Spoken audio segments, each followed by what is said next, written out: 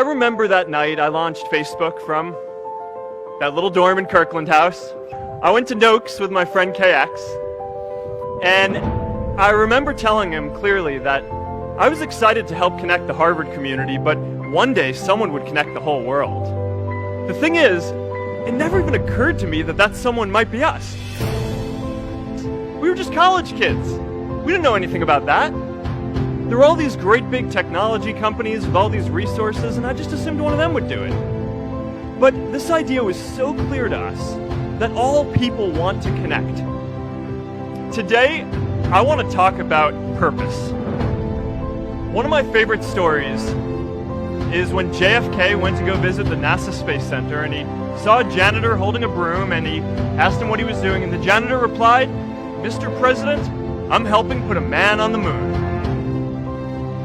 Purpose is that feeling that you are a part of something bigger than yourself, that you are needed, and that you have something better ahead to work for.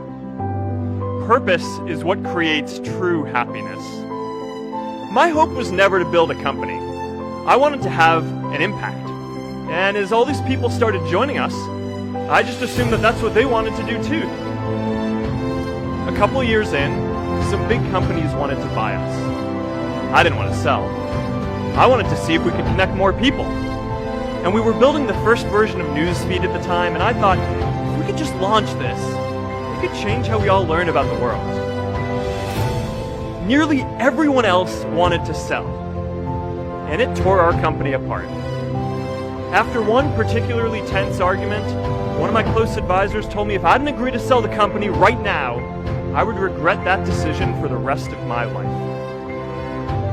Relationships were so frayed that within a year or so, every single person on our management team was gone. That was my hardest time leading Facebook. I believed in what we were doing, but I felt alone. I wondered if I was just wrong, an imposter, a 22-year-old kid who had no idea how things actually worked.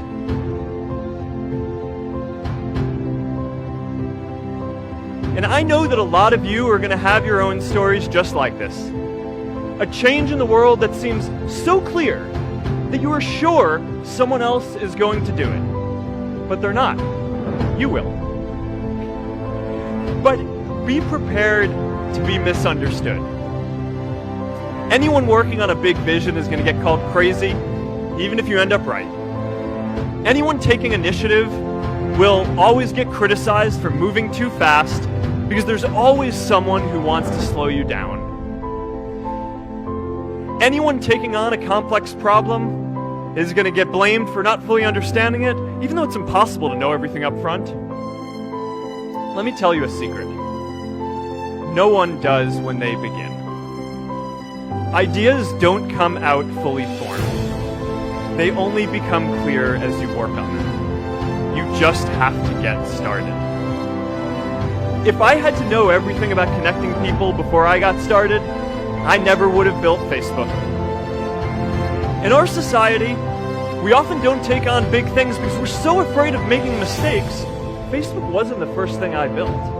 I also built chat systems and games, study tools and music players, and I'm not alone. J.K. Rowling got rejected 12 times before she finally wrote and published Harry Potter. Even Beyoncé had to make hundreds of songs to get Halo. The greatest successes come from having the freedom to fail.